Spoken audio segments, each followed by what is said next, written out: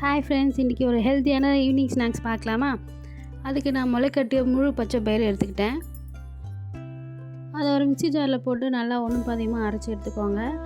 அதை ஒரு கிண்ணத்தை ட்ரான்ஸ்ஃபர் பண்ணிவிட்டு அதுக்கப்புறமா 2 டீஸ்பூன் அளவுக்கு அரிசி மாவு, குட்டி குட்டியாக கட் பண்ண வெங்காயம், கருவேப்பிலை கொஞ்சமாக கட் பண்ணி ஆட் பண்ணிக்கோங்க. கரம் மசாலா 1 ஸ்பூன், காரத்துக்கு ஏற்ற மாதிரி மிளகாப்பொடி ஆட் பண்ணிக்கோங்க. தேவையான அளவு உப்பு போட்டு நல்லா மிக்ஸ் பண்ணி இந்த மாதிரி வடையாட்டம் பிடிச்சி வச்சுக்கோங்க.